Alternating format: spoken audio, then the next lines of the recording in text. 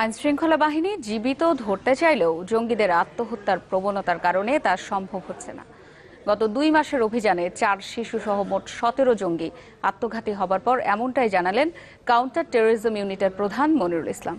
তার মতে, ধারাবাহিক অভিযানে অর্থায়ন বন্ধ হয়ে যাওয়ায় এখন নিজেদের তৈরি বোমা ও বিস্ফোরকই তাদের ভরসা। রাশেদ নিজামের রিপোর্ট।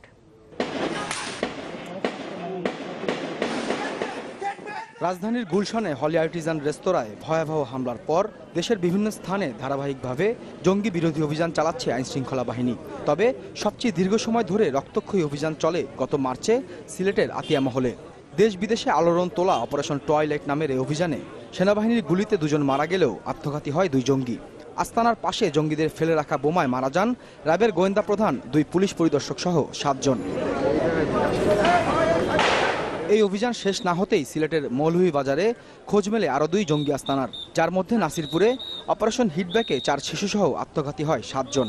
আর বড়হাটে অপারেশন ম্যাক্সিমাসের পর উদ্ধার হয় 3 জঙ্গির ছিন্নভিন্ন লাশ। তারাও আত্মঘাতী ছিল বলে দাবি আইনশৃঙ্খলা বাহিনীর। গোয়েন্দারা বলছেন, এভাবে আত্মঘাতী হওয়া জঙ্গিদের পরিকল্পনার অংশ। ল এনফোর্সিং এজেন্সির লোক সহ তারা সদস্য সহ তারা মানে আত্মাহুতি দেবে, সেটা না পারলেও বলা আছে যে না হলে তুমি তোমার নিজেকে উড়িয়ে দাও, আত্মঘাতী হও, যাতে ধরা পড়ে গেলে এদের কথা, অর্থাৎ এই যে মাস্টার মাইন্ড যারা আছে বা এদের যারা রিক্রুটার আছে, অন্য সহযোগী সদস্য আছে, তাদের কথা যাতে ল এনফোর্সিং এজেন্সি না জানতে পারে। পুলিশের কাউন্টার টেরোরিজম ইউনিটের প্রধানের মতে, তামিম চৌধুরী ও সারোয়ার জাহান নিহত হবার পর চরম অর্থ সংকটে পড়েছে নব্য জেএমবি। তাই শুধু বোমা আর বিস্ফোরকই এখন তাদের ভরসা। তারা এখন যে কৌশল অবলম্বন করেছে, এই বোমার যে আকার, আকৃতি, পরিমাণ, কেমিক্যালসের পরিমাণ, এইটা অনেক বেশি দিচ্ছে, যে কারণে এটা ধ্বংসাত্মক ক্ষমতাটা হচ্ছে। তো এখন তারা অস্ত্র ব্যবহারের চাইতে বোমার ব্যবহারের উপরে জোর দিচ্ছে।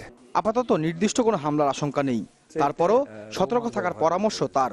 মরার সময় যদি ল এনফোর্সিং এজেন্সির কোনো সদস্যকে নিয়ে মরতে পারে, সেটা তাদের মানে বাড়তি পাওনা হিসেবেই তারা তাদেরকে ওইভাবে মোটিভেশন দেওয়া আছে।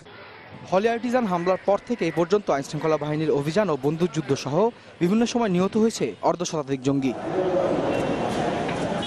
রাশেদ নিজাম, চ্যানেল 24, ঢাকা।